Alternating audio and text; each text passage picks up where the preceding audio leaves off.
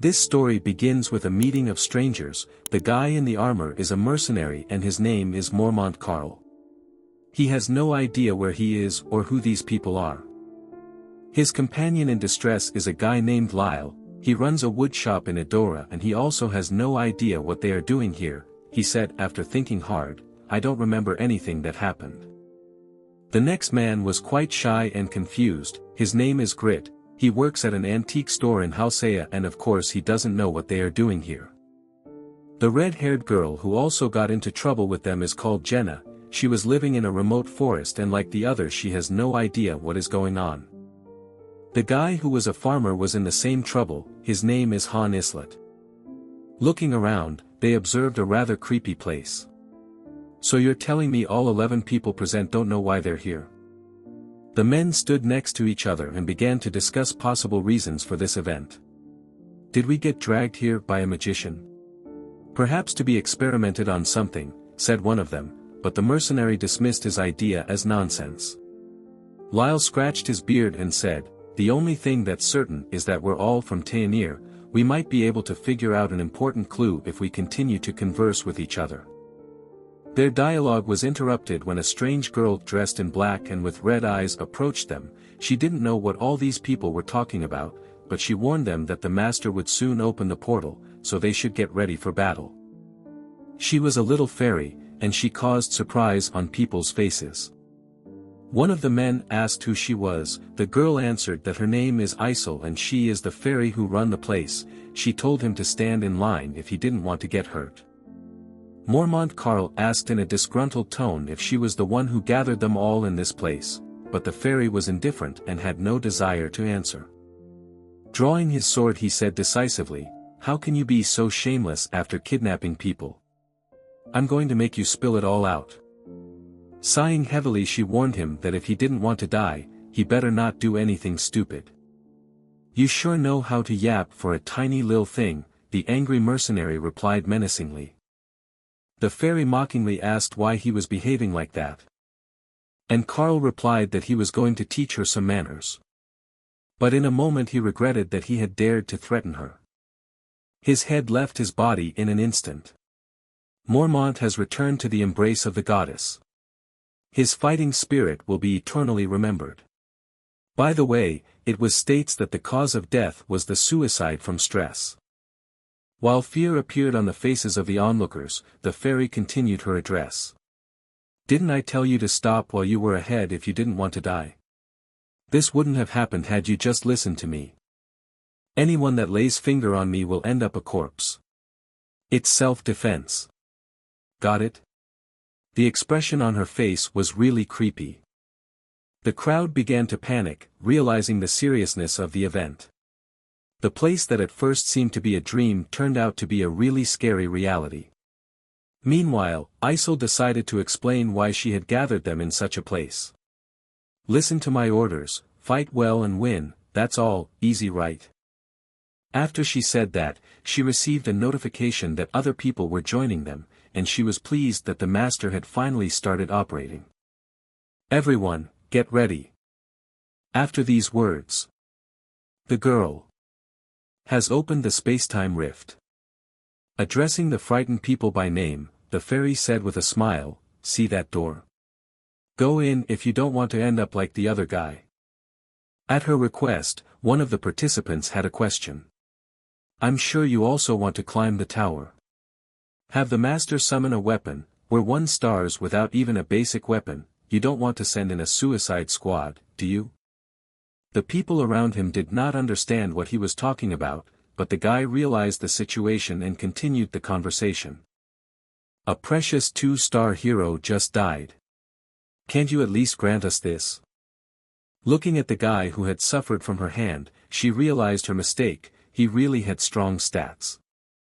She turned to the wizard and told him that the heroes had no equipment and asked if it was possible to give them something for a better fight. "Heroes without education will enter battle with an old iron sword. If you put weapons in the armory, they will be equipped. Don't forget, you can also personally assign weapons," it said in her battle interface. She said that she was going to summon equipment for some gold.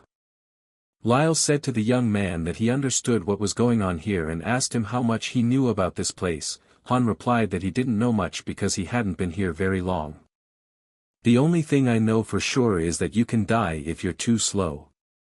It'll be best if you go grab a weapon from there, it's going to start soon, he said, pointing to the room with the weapons. People panicked and I asked what exactly was about to start. Han calmly replied without turning around that it was a battle. Most people had no idea how to fight. They were greedily disassembling the weapons provided for the upcoming battle. With weapons in hand, they left the warehouse thinking about what awaited them. On the way to the entrance, they noticed that the body of their second comrade had disappeared, but the fairy did not allow them to ask questions about it and simply pointed them to the door. Lyle touched the unknown magic and wondered what it was. Everyone was concerned, but they had no choice. While the whole crowd was trembling with fear, one of them was calmly examining his shield that he had taken into service. The girl with the bow and arrow thought, he's examining a shield in the middle of all this chaos. Should I have taken that for myself? You know what's going to happen, don't you? Why do we need weapons? Where are we? And what's with the fairy? You sure do have lots of questions. You just have to go into the battlefield and kill all the enemies. As for the rest, figure it out yourself. When he received a notification that one of those who went out the door had died, the guy reacted uneasily. The girl had no idea what had happened and asked him why he reacted this way. Those people who had recently gone into battle lost it rather quickly. The guy with the sword and shield wondered if it was because they had low stats. Jenna tried to ask him what happened, but the guy asked her to be quiet. Party 1 has been wiped out. Lal was the only one who has returned to the embrace of the goddess. Han was surprised that they had lasted so little time, while Isol was going crazy from such a crushing defeat. Immediately afterwards, she began to form the next team from the remaining ones. The farmer said it was their turn. Jenna asked why are the people that left earlier not back yet. One old man decided to cheat and asked the fairy. Miss Fairy, I can't walk anymore due to my arthritis. Please leave me out. The red-haired girl indignantly said that he used to walk quite well and did not complain. Isol was clearly in a bad mood. While Jenna tried to hold the old man, I was the one who kept ordering him to shut up and go out the door. The guys waiting for me could not fully understand what exactly they were being asked to do. They had never held a weapon before. Even after going out the door, the man kept complaining about his various illnesses. When they arrived at the portal, the newcomers looked around in surprise. They had no idea what kind of place it was and assumed it was a temple. There were some clues written on the walls. The main screen says that this is floor number 0. The farmer asked them not to scatter as the battle was about to begin. In a moment, they found themselves in a completely different location and looked around. Everyone wondered where they were. This was the first floor of the building where their task was to destroy all the enemies. This is a battlefield, Han explained. He asked them to be careful because if they didn't fight they would die.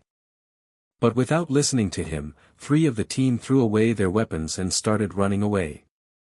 The frightened girl shouted to the old man that he had arthritis and couldn't really run like that. But he replied that he felt better. Due to their fear, they lost 30% of their performance. They couldn't run far, the whole location was surrounded by a barrier. The fugitives begged to be let out, but hardly anyone would answer. Not realizing what was happening, the old man was beating his hands against the barrier in a panic. Looking back, the farmer said that they were fools. What they did was a fatal mistake. Gathering her thoughts, the girl asked if they would be released if they defeated the enemy. Han asked if she knew how to shoot a bow and the girl replied that her father was a hunter. The farmer decided to divide their duties and proposed the following plan: he would fight in front and the girl would cover him. The girl wanted to know what the other 3 team members would have to do. But the guy said that they were not worth paying attention to. A few minutes later, the enemy started to approach them. Entering this unequal battle, the guy thought that he really had never used a sword and shield before. His name is Han Islet. But his real name is Han Seijin. When he miraculously found himself in this place, he didn't think he was actually in some kind of idiotic game. There is a mobile game called Pick Me Up created by the game studio Mobius Corp. The main goal is to conquer a tower consisting of 100 levels. To do this, you need to help the hero to get resources and set up his own base camp. It is also necessary to defeat all enemies using tactics and strategy. Yesterday our hero had an ordinary life. He was playing this game and asked if he could open the dungeon, and Han was happy that this game finally had an interesting event. The ranks of the different heroes vary from a minimum level of 1 star to a maximum of 7 stars. In this game, the guy was constantly unlucky. Even after using 1000 free heroes, he never got any with stronger stats than 5 stars. He said, the dungeon that drops at a low rate, the Book of Fate Reversal, which is needed to create a 7-star hero, there's no reason not to participate. Pick Me Up was different from other games with character training in the sense that it enforced hardcore rules. No matter how much care or love you put into a character, when they died and could not be brought back. Summarizing the conditions of the game, the guy came to the conclusion that it is possible to complete the dungeon only with a team of 5 people. Starting to play in the dungeon mode, he began to be alarmed by the message about the fear of his team, which reduced their performance by 30%. Han didn't understand what was happening, but it didn't matter to him, as he just needed to see the boss patterns. A moment later, an opponent of the highest level suddenly appeared and defeated the guy. He realized what happened and thought it was some kind of system error. They got wiped without being able to even see its patterns. I couldn't get anything, Han thought. After a moment, this enemy looked at the guy saying that it found him. He didn't understand what was happening and thought it was one of his attacks. The game should have ended. But instead he found himself in an unknown city. Looking around, he was surprised to realize that this place was familiar to him. It was the city of Taunir. This region was under enemy attack, and in order to escape, he had to get to the top of the tower. He looked around and saw the enemy. The game interface told him that he had to defeat the goblins. Suddenly he realized that this message was real. The game had become a reality, and he was being attacked by a fierce enemy. Han had time to react and defended himself with his sword. He felt the fight as if it were happening in real life. Having made all possible efforts, he managed to knock the enemy's weapon out of his hands. And then attacked the goblin. Having completed this stage, his level rose to 1 star. He still could not realize what was really inside the game. What he saw amazed him. That was a very familiar sight, a pick-me-up game. He asked in despair what was going on. A door opened in front of him. And the hero Shay was summoned. Looking at this, Han still did not understand anything. He was deep in thought. Was that a summon? Then does that mean I was summoned like that? As a summoned hero for a user of Pick Me Up. The girl said to him, I have been summoned. Who are you? She was a 4-star hero and her stats were impressive, every stat was maxed out. The guy replied that his name was Han Seijin. The girl replied that her name was Shay Radisteri, she is a knight. Our master threw me and Shay into the dungeon again. During their fight, the girl asked him if he was a beginner, and he replied that it was his first time on the battlefield. Unlike me who had never even held a sword before, the 4-star hero Shay defeated 5 goblins in an instant. It was an overwhelming difference in skill. Since we had a difference of 3 stars, I didn't complain about it, but the problem was what came next. After his fight, there was only the last stage of training, the way to strengthen a hero, synthesis. The door was already open. The boy realized that it was a big problem. The fairy asked the confused Han why he was not leaving. The master was waiting for him. He addressed her by name, which scared her a lot. She asked how he knew her name was Isel. Well, of course I know you well, since I played Pick Me Up a lot. Looking through the list of players, she was shocked. She thought she had called Han Islet to the game, but she was mistaken, and now Han Seojin is in the world of this game instead. Why are you different from the picture? Han Islet born in Taenir of the Heim Peninsula don't look like this. The guy replied that he was actually Han Seojin born in Gangseo-gu, and then asked to return him home. In a panic, the girl asked if he was from the planet Earth, and the guy joked that he was definitely not from Mars. Confirming this fact, the fairy almost went crazy. Having made such a significant mistake, all she could do was send him on his way, and she insisted on doing so. But the boy would not take such a stupid risk because he would surely die there. The fairy threw him towards the door in anger. The heroine, who was watching all this, asked him not to make any noise. Then, the master began the synthesis. The situation was hopeless, and the guy realized that it had all started. Synthesis is strengthened by combining two heroes together. One of the two heroes is used as sacrifice to increase the stats of the other hero. During that procedure, one of the two heroes is guaranteed to be destroyed.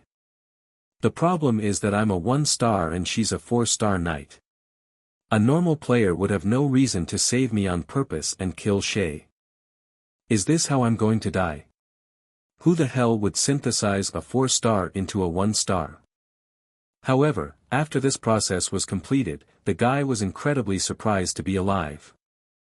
The girl calmly said that it was the end for her and accepted it. Han tried to find out why she was disappearing. Logically, he should have been the victim. I wasn't chosen. That is all, she calmly replied. I'll leave it to you, Han. Before she disappeared, the girl had a smile on her face. The guy had no words, he just stood there motionless. Meanwhile, the battle continued. The unarmed people who panicked had no chance against the goblins. The guy continued to fight, remembering that situation from the past. He thought that at least he was alive. The way to synthesize heroes is to drag and drop.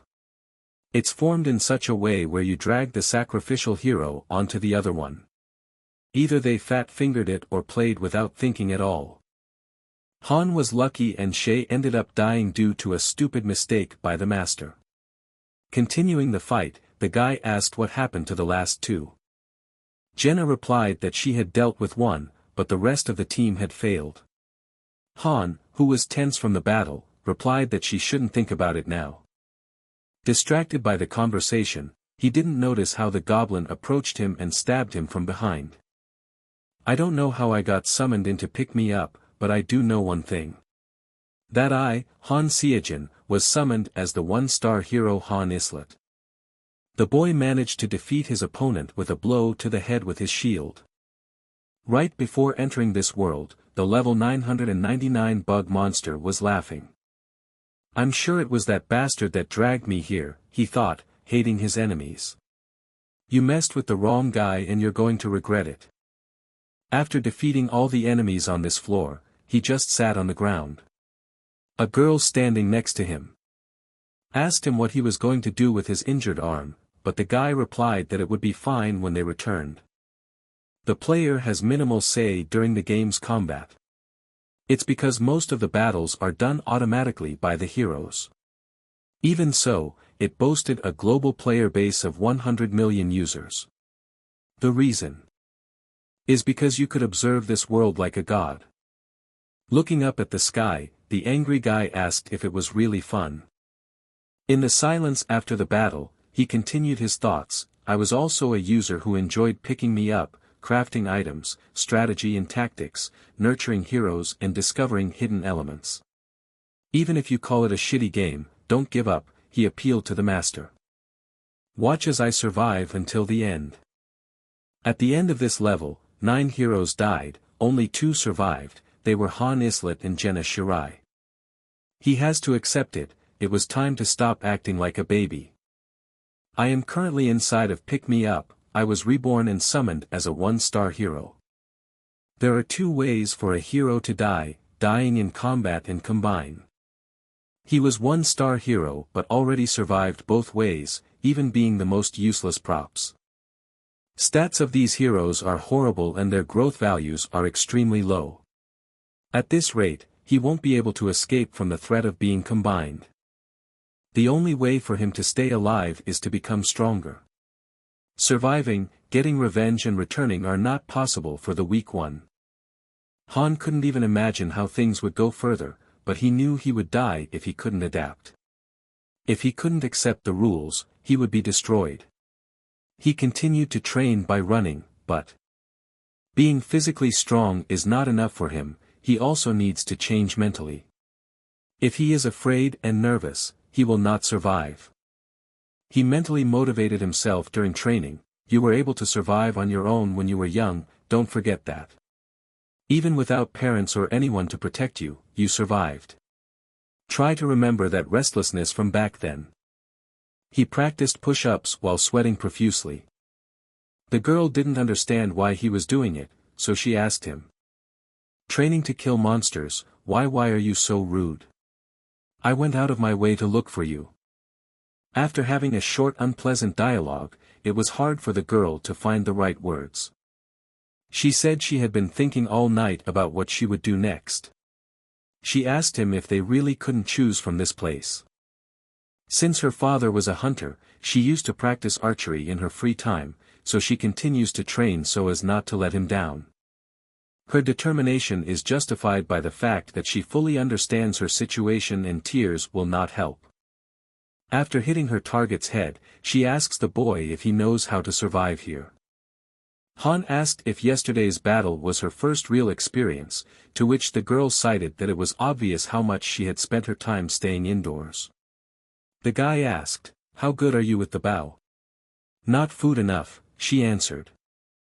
After looking at the statistics, the guy was surprised that she was able to rise to 4 levels in one day. If that's the case, her growth value is low, but she has a prerequisite skill despite being a 1-star hero. Even though she was sloppy because it was her first real combat experience, she was able to shoot and kill a goblin. She doesn't look like she's caught up on the dead and clearly has a goal for what to do next. She obviously is a gem. The guy had the courage to say that he was ready to help her. My father used to tell me that if I wanted to survive, I had to pick the right person to follow. He was a good dad, right? After that, the girl extended her hand to the boy with a friendly smile. Shaking hands, they promised to go through this journey together. After that, they received a friendship bonus, as heroes working in a team get certain common benefits. This message a bit alerted the guy. Han called for Isol. She appeared and angrily asked what he wanted this time. After that, she decided to tell him rudely in advance, "No matter how many times you ask me, I'm not going to tell you anything. If you're so curious, climb the tower. The answers are in the tower." After the girl finished, Han asked if he was the only person who could see the status screen above your head. At first, his question caused her to panic. But then, not knowing how to lie, she said that she did not really understand what he was talking about. He replied that he could see perfectly well that her level was 257. "I guess you can see it, huh? Is it because your existence is jumbled up? When they were also being a nuisance. I shouldn't say that. I'm sure after seeing her reactions. I'm the only one that can see the game messages. I'm the only one that can see the master's messages too. Isol, what are we going to do if the master quits the game?" "The master? I just pray that they won't quit. The incident that happened and the master tried to combine me and Shay wasn't just a normal accident. A 4-star ended up combining with a 1-star, the odds of a 4-star hero appearing in a free summon is 1%, their 1 in 100 luck was thrown away because of a misinput. Pick Me Up is linked to the phone as well, so you can't just reset it. After starting the game, it's been an entire week since they logged on." After thinking about it, the great thinker and farmer Han asked the fairy whether time passes in this game in the same way as on Earth, but his question caused dissatisfaction and aggression towards him. Realizing that it was easy to talk to the fairy, he decided to be cunning and picked the right question. "So you're saying that time flows differently here, right?" Thanks for the tip. Give me more next time too. In anger, she held her head and called him weak trash. Han knew full well that he could manipulate her without any risks. He could safely and securely find out information because the fairy couldn't even touch him, but she could do so in case of self-defense or if the hero refused to obey the master's orders. He thought that he should learn all the peculiarities and rules of the game as a hero, otherwise he would die without the necessary adaptation. Perhaps this is the only law of this world, being a hero, not a master as he was used to. His partner distracted him and said that there was no time for talk, it was time to capture the tower. Having discovered the new information, he decided to share it with his colleague. An existence called Master can give orders through ISIL. We have to follow them and progress through the missions. Once we reach the 100th floor, we should be able to get released. Concerned about the truth of this, the girl asked if in this case they would really have to fight monsters all the time, and the guy confirmed her guess and explained that this is why they had to constantly train to improve their skills and characteristics. The girl was also worried about whether they would have to go all the way alone, but the boy replied that perhaps the master would use the money to call in reinforcements for them, and that was likely to happen. From that moment on, every choice they make will determine their fate, but to a greater extent, their lives depend on the choices of their owner. After the one-day training, the boy managed to learn one of the most interesting principles of this world. Every day he had more food and everything he needs. The things he thought about appeared in his drawer or closet the next day. Of course, it was not about such things as weapons because they are not included in this list. Also, in this world there are different rules regarding the effect of training. Things that he did not understand when he played this game in the real world now became clear to him. It often happened that heroes of the same rank had completely different fighting skills. There was one common point. They weren't lazy when it came to training. Training doesn't increase your stats or your levels, but it does give you skills and refines your abilities. Thinking about it now, he doubts that his characters were artificial intelligence. By the way, if it's a skilled master, they'll soon categorize their main heroes into 3 categories. The first one is mental. The master wouldn't even glance at heroes that fall into panic easily. The second is skill. High-rank heroes are summoned with skills, while the majority of low-rank heroes have their talents hidden for the master to find out. The last but not least is physique. That's what he is working on right now. And with that, it's been 3 days since he started his training. Meanwhile, the master connected to the game. I got 2 skills through my training. I did as much as I could, thought the guy, and asked the girl to get ready because the master is here. She didn't even notice how fast the 3 days had flown by, so this request was unexpected. Since they have new challenges ahead of them, this moment was exciting. Master is summoning a new hero. A party is fixed to 5 people. So he will pull 3 times. After his words, 3 men appeared next to him, who had no idea where they were. A familiar situation repeated itself. They didn't have time to find out what was going on. Jenna said they should hurry up and get ready for the fight, and all the other details would be told to them after they were safe. Expectedly, the men had no idea what she was talking about, what kind of fight they were about to face, or who she was. In the meantime, ISIL did her usual thing and opened the door to the new floor of the tower. Han told Jenna to get herself a weapon as soon as possible before it was too late.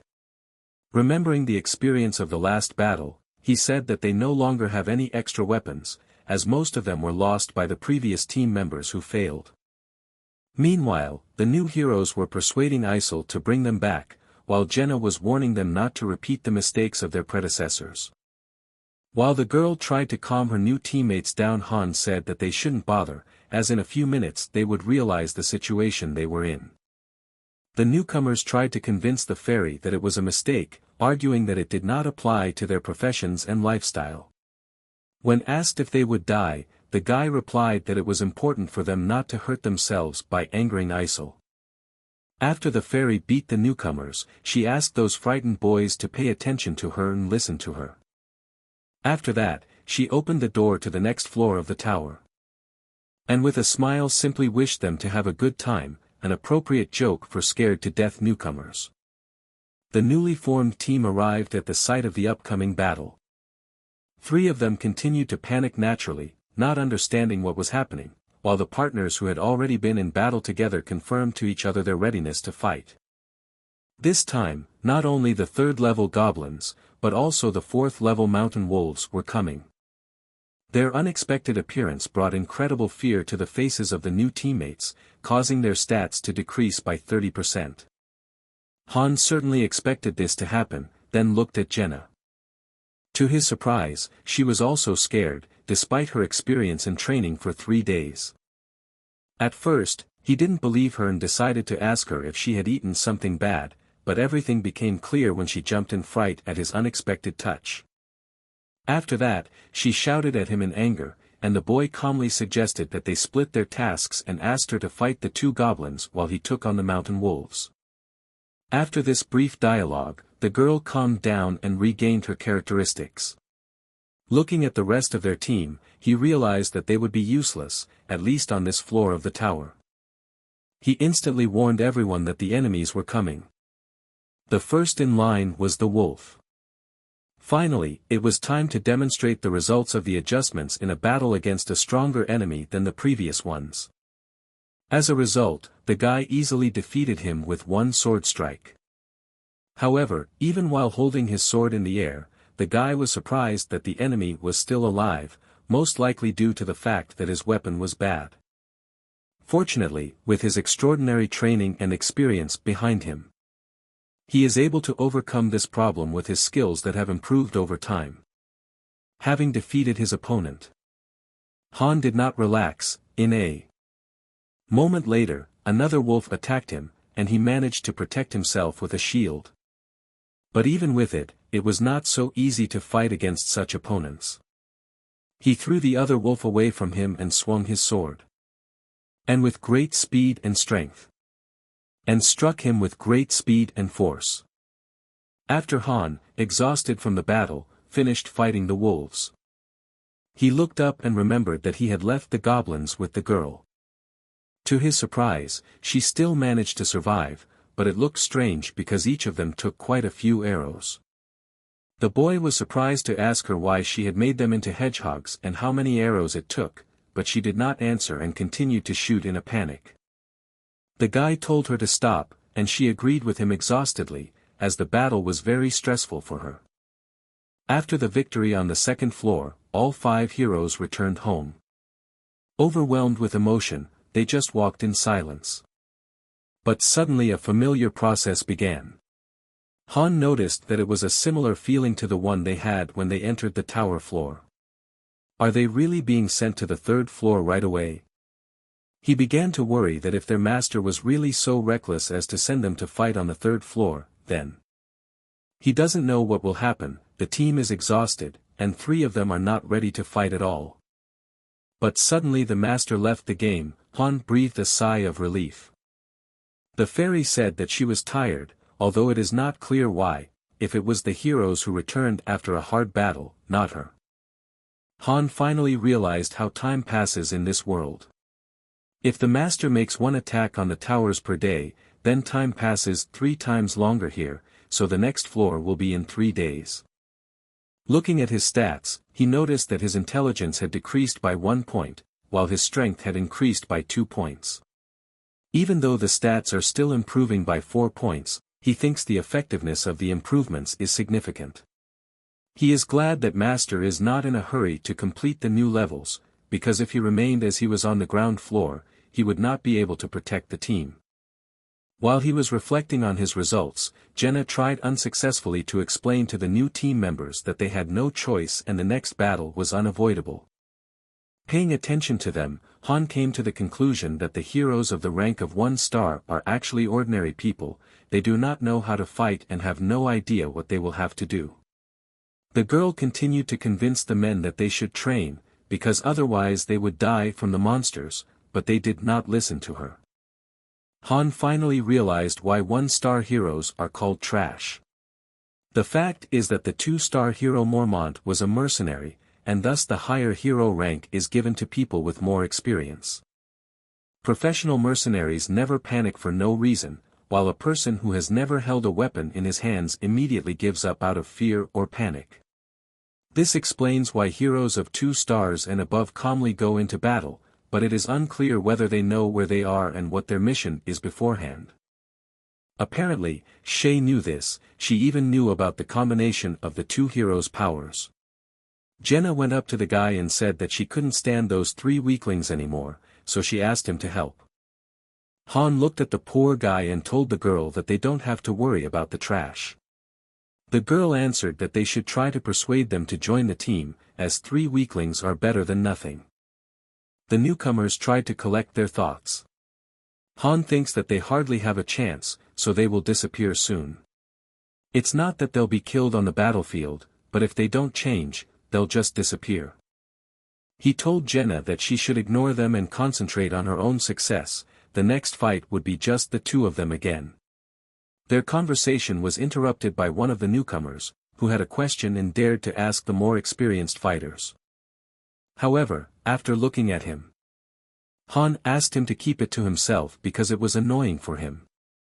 The newcomer did not like this attitude and grabbed the rude man by his clothes, but was immediately hit in the face. After that, Han replied with a grudging smile, "You bastards were hopping around in the back while we were losing blood out there." Moving away from the 3 poor people, he told Jenna that he had fulfilled her request, and the girl just smiled shyly. The training continued the next day. After basic exercise, we went into weapons training. That being said, it was just Han swinging a wooden sword and Jenna firing her bow. The training continued to improve their skills. The other 3 didn't come to the training grounds. They went around looking for the exit while saying they were going to leave this place, but there was no exit to be found, of course. The team of 2 began grueling training together. To survive in battle, the boy deflected her arrows until an unexpected incident occurred. Then an unexpected incident happened, and the girl hit him in the leg with an arrow.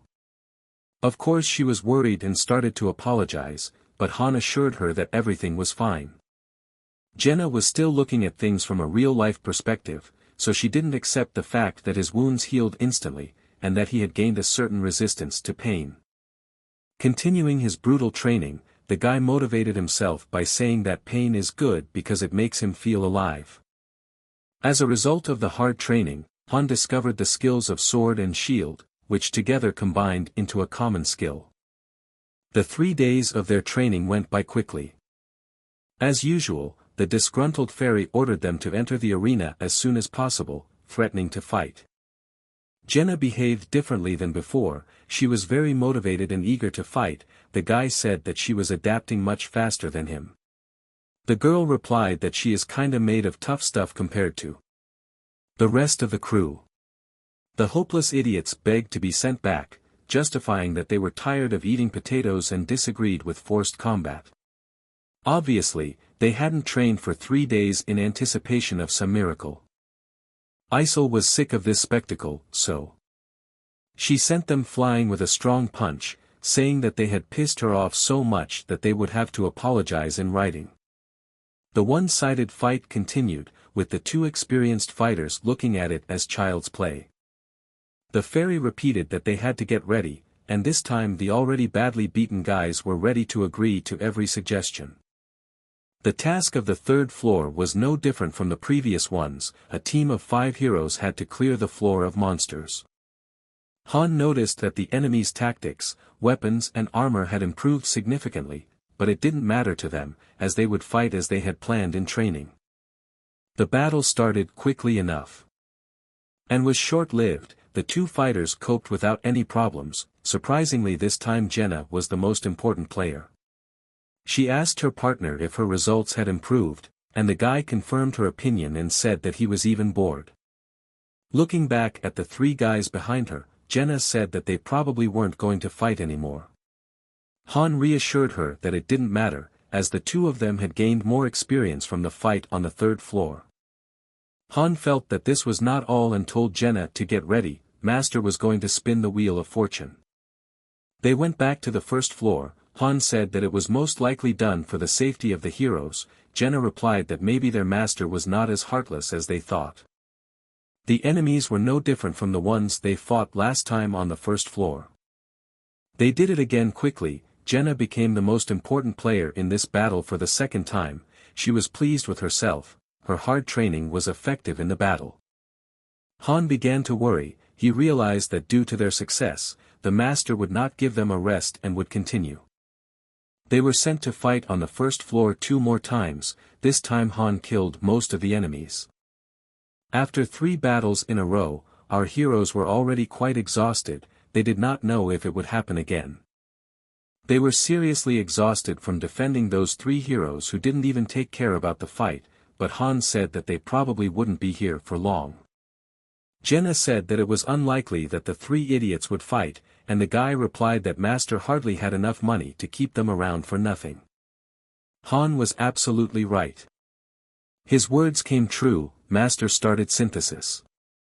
The 3 useless fighters asked why this strange place they had come to was created. Han had already mentally started to say goodbye to the idiots who hadn't taken the chance to live. The guy thought, chances have been given. When I look at it, a lot of chances. Even if the small stuff is not shown on the screen, the master shouldn't be clueless about the whole thing. They should know who fights on the front lines, who plays an active part, and who is lazy. The results of the battles determine the priorities for saving certain heroes. Isel said with haste, Jenna, Yelsens, go into the synthesizing room. Go. At first, the girl was scared, but the guy reassured her, saying that she was not in danger. One of the idiots asked what would happen to him there, and Han told him that it all depends on what he was doing all this time. Yeltsin began to aggressively shout that he had done nothing and that it was a mistake that he was here, and the fairy replied that for the first time ever she agreed with him. This man had no choice. Han said that he could not help him. This situation was due to the fact that he did nothing, and the fairy told him to go to his destination as soon as possible. The doors of the hall closed. Yeltsin panicked and begged to be let out, while Jenna was a little nervous, but stood quietly.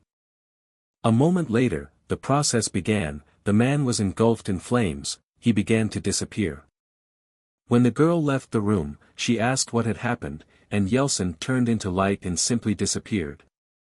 She didn't realize that his sacrifice had given her an advantage for the future. She had gained the skill of falconry. Han told her that this is a place where they get rid of useless people. They act as a sacrifice. The boy had to go next. Looking at the 2 frightened men, Han asked which of them would join him. The fairy said that Han and Toby would go next. The frightened Toby looked at the back of his calm partner and started to rejoice with panic. He thought he was being sent home. Han called the hopeless poor man an optimist. A scream was heard from the hall. Toby turned into light and disappeared like the previous victim. After leaving the room, Han received a notification that he had acquired the skill of composure. As he passed the frightened last teammate, he told him that he was lucky. She was trembling with fear and asked if this could happen to her someday if the master deemed her useless. The boy calmly replied that they would meet stronger monsters and heroes, so if they relaxed, they would either die at the hands of their enemies or disappear as victims. The eerie answer made the girl think. Han really knew the answers to all the questions. If you want to live, then follow what your father said. Get close to those who are strong. In response to his words, the girl looked with trust. The next day, the girl with a low slope asked Han to take care of her. Han did not understand what happened to her. It happened so suddenly. You said to get close to those who are strong, so, I will get closer to those who are strong. Please take good care of me. Unbelievable, the guy replied. You'll not die if you're just diligent. So, don't worry about it too much. Their conversation was suddenly interrupted by a third team member, who asked them to help him. Then he apologized for creating problems for them and being an idiot. He said that it didn't matter that it happened so suddenly. his behavior was still a sign of weakness, but now he had changed. Han asked how they could trust him after everything that had happened, but the boy begged for help and said that he was even ready to kneel down in front of them. Looking at her friend with a smile, Jenna said that this weakling had finally decided to fight with them. Picking up a wooden sword, Han asked if their new colleague had ever had experience with fight monsters, and then noticed that it was actually the first time for him as well. The newcomer replied that Han was too good at fighting for someone with no experience, but our hero said that the only difference between them was their determination and desire to win and survive. "Here's a spear, I'm not an expert, but I heard that it's the easiest weapon to pick up. Try using that. Do you know the basics of close-ranged, mid-ranged, and ranged?" Jenna asked with enthusiasm if he meant a close-ranged sword, a mid-ranged spear, and a ranged bow. "When there are only 3 of us that make up the party, that is the most efficient way of doing it," Han replied, holding up his wooden sword. Looking at the confused newcomer, he asked him to prepare for battle. But the blonde man replied, frightened, that he was expecting a training session, not a fight. Starting his attack, Han said that he had nothing to teach, he would understand everything in the fight. And then asked to be grateful that he had a real opponent to train with, not scarecrows. Although the frightened newcomer managed to defend himself from the first blow, he could not contain his extreme fear of what was happening. With no choice, he closed his eyes and swung high to strike back. Han wondered why he should close his eyes during a fight. "We're not even putting our lives on the lines, and this is all you got. If I were a monster, you'd already be dead." Jenna asked if it was too harsh for the first training session, but Han said it was the only way for him to get up to speed, and if he failed, he would be left alone. He asked the exhausted young man if he had a family, and he replied that his younger sister was waiting for him. Han said that this should be his motivation for survival. Holding the sword out to the blonde man's neck, he asked him to imagine what would happen to his sister if he couldn't pull himself together and return home. "It'd be awfully painful to die to a monster. More painful than being synthesized. If you don't want to carry on, then give up." He clenched his teeth angrily. It was time to make a difficult decision. Han continued to look at him with an evil smile. Then he said that his eyes finally lit up. After one of the heroes created a free space on the territory. They had the forge. The guy called Isel, and the business fairy, as always, angrily asked how dare he call her for any reason. Han was exhausted by her repertoire and asked her to calm down. Angered by his insolence, the fairy tried to hit him back. After Han dodged, he asked if their master would have received advice from her and if she had access to the internet. Knowing that she was interacting with the system, she must have the internet. The business girl replied that she has access to the internet and surfing it is her hobby, and all the silly characters distract her from that. Han replied that this means she has access to the base, so after summoning equipment 10 times, unlock level 1 of the training facility. Then, unlock the forge. The fairy asked him how he knew about it, and he replied that it was a very popular post on the Pick Me Up website, written by Loki. She was surprised that Han knew Loki, and the guy replied that it was logical since he was a user of that site. The fairy enthusiastically began to lecture him that he was hardly a good player, while Loki was the best among the best in this game. With incredible pleasure, she added that he would definitely become the best in the world if he could get the highest ranked hero. Her words made the guy laugh, and he asked what surprised her so much about him. Isel arrogantly pointed her finger at her opponent and said that Master Loki was the one who made the impossible possible. Han just laughed at her answer, after which the fairy asked if he knew about it when he was a user of the game. The fairy continued to be amazed at the memory of Loki, while Han apologized for trying to distract her. The girl did not understand what else he wanted from her. Isel was waiting for an unexpected turn of events. With a shining look, the guy confidently replied that Loki was really him. The girl was confused and asked what he was talking about and added that it was just a lie. However, the guy replied with the exact number of his account. And then added that due to the risk of hackers, the pick-me-up account number is known only to the master himself and the server officials. It out for yourself. If you don't believe me, do you want me to tell you the Google account? Asked the guy. The girl began to check this information and said with disbelief that this could not be, it made no sense. And then she was very happy to call the guy an idiot and asked for his autograph, as she could become a VIP member of Ragna Loki with him. Han started to write an autograph, but confusedly asked what Ragna Loki was. The girl replied that it was a cafe of a master among Loki masters. He replied that this was the first time he had heard of it, and the girl began to panic, saying that she had said a lot of rude things to him earlier. I'm only a 1-star, so who cares if you're cheeky or not?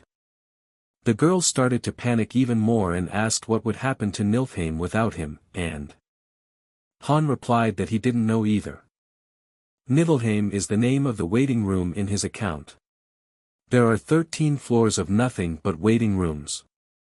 It has a capacity of 20,000 of people, though most of the facilities are the best for infrastructure at level 22. Even with all that, what's the point while the real master actually became a lowly hero? Scratching her head, the girl asked what would happen to such a huge army. The boy replied that if she was so worried she should send him back. The disappointed girl replied that unfortunately she could not do that. The boy replied that he already knew that, the fairy was just an intermediary who performed minor tasks. Anyway, the owner of this waiting room is a human from Earth, right? And the summoned heroes aren't artificial intelligence.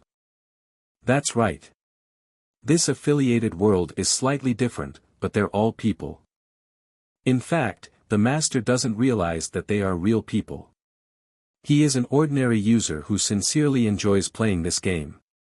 All the characters struggle with problems just to solve them. The more important question was whether Han could return to the ground after passing the 100th floor of the tower, but the fairy had no idea. The next question was more serious. The boy asked who threw him into this place, but the fairy had no right to answer. She sincerely sympathized, but the boy replied that everything was fine and he would find out for himself when he reached the top of the tower. Han asked her, on to the next question, how much of the master's authority can you access? As of now, giving advice, opening and closing facilities, and assisting with autonomous activities. Are the waiting rooms for the other masters the same as this one? Each one is slightly different, but as a whole they're the same. After her answers, our hero thought that in this case there are 100 million worlds like this one. Then the system, which created a limitless number of heroes by mixing together thousands of patterns, was a complete lie. The hero, which we had known as an AI, was actually a real person. Did that mean that the system that had created a limitless amount of content had 100 million individual worlds as well? To think that all the different worlds inside the game were all real in another world. Does that mean that my careful decisions could have led to the death of a hero? The guy thought and turned to Isol. If you want to climb the tower, listen to my words carefully, because I will allow you to climb it. The fairy was overwhelmed with joy. Meanwhile, training continued on the training ground. We can say that Jenna is a genius. Her growth speed cannot be compared to a 1-star hero's. Despite having never handled daggers before, she quickly got the hang of it. On the other hand, Eren is sluggish. At this rate, he could end up dying sooner or later. Walking up to Han, the girl said with a smile, I faced Eren while going easy on him, but he still wasn't all that much. Stop being arrogant and follow me, he replied coldly, not even paying attention to the wimp behind her. The girl did not understand what he had planned because today he was supposed to train his best teammate. Suddenly, a fairy attacked Jenna, asking her how dare she treat her idol like that. You fox-like wench. Do you even know who this is? When she tried to give away the boy's secret, Han grabbed her hand and said that she was distracted from her work. The angry fairy finally said that Han's #1 subordinate is actually Isol. Jenna didn't understand what had happened to her or what was going on, the guy just asked her to ignore it. Isel, you said you had the right to open it, right? Then open the warehouse. The fairy used her rights and opened the entrance for them. Han gathered the things he needed and then asked the fairy to open the forge. Jenna still did not understand what his plan was. He replied that he could use his old sword forever. After talking to Isel, he found out that he was actually a half-wizard and half-hero. And if that's true, this will be a possible territory invasion, which is only possible for a master. The fairy asked him what he was going to do, and Han replied that his options in this place were very limited. Han did not have facilities, an artisan, and there were no blueprints, so the chance of success was negligible, but he decided to make this measurement manually with the help of a puzzle, choosing the difficulty of Ultra Hell. The fairy thought he was crazy to take the risk with the threat of a triple penalty, but the guy calmly told her to just watch the process. It's a mini-game that masters play, most of the masters don't do this, but the rewards are nice. The guy is limited in time, he has only 3 minutes to complete the task. The confused fairy replied that she could not even recognize the shape of this encrypted thing. Taking a piece of the puzzle, the boy said that he had no problem with it and started playing. The fairy, delighted with the sight, said, "This is the hand of God. The legendary 1,000 hands."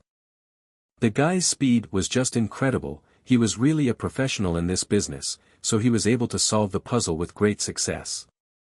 He managed to create a well-forged longsword with C rank. The fairy was delighted with his work. Han was pleased that he was able to make a strong, light and sharp sword. After that, he made a bow, a spear, and a steel shield with ultra-great success. The tired guy was a little disappointed that all the items were C-rated, but he couldn't expect anything better using such weak materials. The fairy asked why he didn't do more, but Han replied that it would be suspicious and the master would suspect something. The next day, our heroes went to the battle on the 4th floor. Jenna was happy to use her improved weapon. As she continued to look at the handy bow, she asked if any of the future newcomers would try to steal it, but Han replied that she could use the function of her own weapon to prevent such a situation. Master sent only 3 fighters to a rather difficult battle, so they had to divide their roles. The girl took on the harpy, Eren covered her. And Han took care of the melee enemies. Eren was so excited about the battle that he didn't realize he was afraid. Han was not happy and feared that this was jeopardizing their plan. He continued to wave his spear randomly. But Jenna decided to help him and slapped him to get back to his senses. The boy remembered the responsibility he had, he could not die here. The trio continued their fight. Eren promised to stop panicking. Han continued to fight off short-range enemies. Everyone worked as a well-coordinated team and so they managed to overcome this floor without any problems. Eren was very exhausted from his first battle, and said that no matter how hard he tried, he was not able to fully express himself. He asked Han what would happen to him now. But after that they received a notification that he was on the list of selected heroes, so there was no need to worry. He could not believe his eyes that now he had a chance to survive. He shouted with great joy that he had survived the challenge. Jenna said that after his best subordinate, he finally managed to teach another partner to fight, but Han just laughed at that. And went to the warehouse. Technically speaking, Cirrus from Nilfheim is considered a subordinate for him. These are 5 members of his number 1 team, they all have 6-star rank and level 99, these heroes have divine weapons created by Han and several ultimatum abilities. Maybe he will meet them when he climbs the tower. Han believes that his team will be able to cope with all the problems without him. They are so smart that it's hard to believe that they are artificial intelligence. But now he has every reason to doubt it. The heroes he mentioned were standing at the Nilfheim base. Unit asked Cirrus if she was sure that she should leave their territory, but she replied that every second counts for them. Cirrus leaves all the local affairs to Unit and goes to investigate. She will find her master and share information about his whereabouts with the heroes. Meanwhile, Han has improved the level of their heroes' residence. The cafeteria has also been improved and now they can eat quality food. And the training grounds have been improved as well, so the efficiency of their training will increase significantly. The armory's 3 buildings have become a single one equipment workshop. The town square was also improved. Jenna could not contain her emotions. She and Aaron could not believe their eyes and did not understand how this was possible. The guy said that Han was some kind of magician, but the guy said that it was the work of the master. He clearly had no choice because now the much harder tests were starting. Master Whatever is a genuine person and feels proud of his heroes' achievements. As they succeed, he will be able to continue to improve important buildings. His activity time is quite fixed and it looks like he is an office worker. Isol, holding valuable items, was glad that he is not a student and can afford to spend $65 on kits to improve the game. In this game, it is not easy to get enough hems to use in future city improvements, so Master having the financial means to donate is a great success. Suddenly, the Master decided to summon 10 new heroes. And the trio of fighters were ready to welcome the newcomers. In general, there are 2 ways to add heroes in the game. The first is to use regular game gold.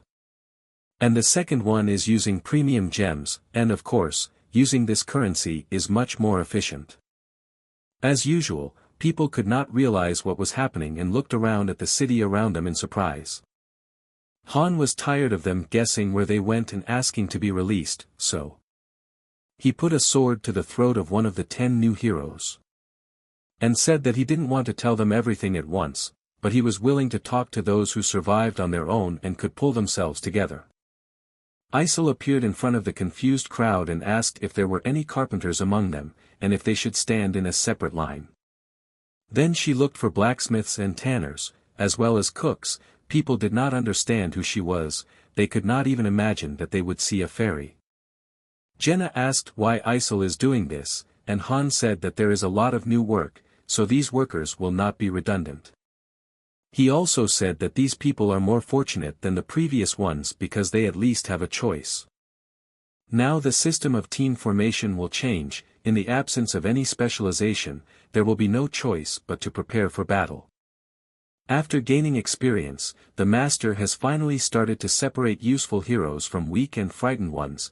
After summoning heroes, he sends them immediately into battle, and those who can quickly adapt will survive. To do this, he sends newcomers into battle on the first floor. Of course, not everyone can handle this challenge. After one of the newcomers failed, Jenna asked if it would have made a difference if they had explained the situation to them beforehand, but Han replied that there was no point in wasting their time on losers who couldn't handle the easiest challenge. It was like natural selection. Subsequently, one more failed. The trio of the first team hoped to get at least 2 newcomers back. The newcomers had already taken their weapons, and then Isol called them to go to the battle. They were scared, not knowing whether they would cope with the first battle in their lives. To their surprise, Aaron approached the fairy with a desire to join the attack on the first floor of the tower. This pleasantly surprised Jenna. Han said it was a good idea as their friend lacked combat experience and could be a good example for the new recruits. The master decided to accept the offer and sent Aaron into battle, and the team captain wished him good luck. Meanwhile, Jenna was already dreaming of finally eating some real food, not the usual potatoes that master fed them. Jenna looked up at the sky and said that their owner was watching them all the time, as if he were the real god of this world. However, the guy replied that he actually had more important things to do. In fact, he won't be able to hear their dialogue. The game filters and reduces the volume of everything that really happens on the square. The battle ended and Aaron came out of the portal. Despite the fact that he killed only 1 goblin, the whole team was able to survive. The team was excited to go to lunch. Finally they would be able to eat something much better than potatoes. The building of their cafeteria had changed significantly after the last city update. They were counting on good food at least as long as they were useful to the master. Jenna and Aaron began to get excited and suggest a variety of dishes for this lunch. But they were disappointed as the same potatoes were on the table as before. Their new cook tried to justify himself to the angry soldiers by saying that the only ingredients were potatoes and seasonings. Looking at the man's statistics, Han realized that he did not have any special skills and simply lied about how to cook. The newcomer waited with fear for their next steps.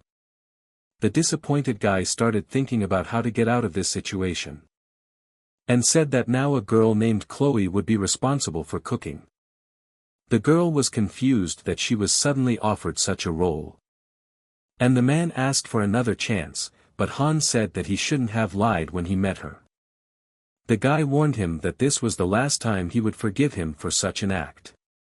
Despite the lack of ingredients, Chloe did a great job. Jenna praised her for the variety of dishes and their taste. Meanwhile, Han began his address to the newcomers to tell them the details of the place they had come to and what was to come. In this atmosphere, they sat in the cafeteria until late in the evening. The blonde newcomer asked if fighting was really the only way out, and Jenna replied that she also had no combat experience before she came to this world, but if they acted together they had a good chance of returning home. Han said that Enoch and Chloe will be the carpenter and chef respectively. The fake cook said he could help with the woodworking, but Han warned him that if it was another lie, he would be the first victim of the synthesis.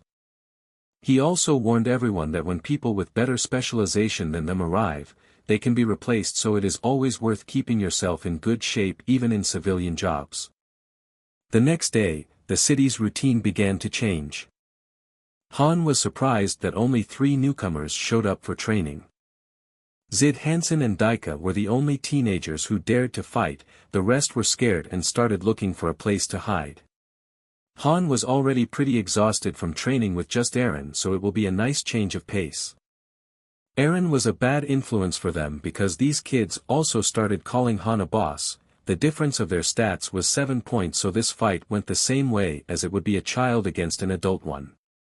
However, they would not have been able to achieve such results if they were on the earth. Jenna's archery skill was already level 5 and her sword skills were level 2.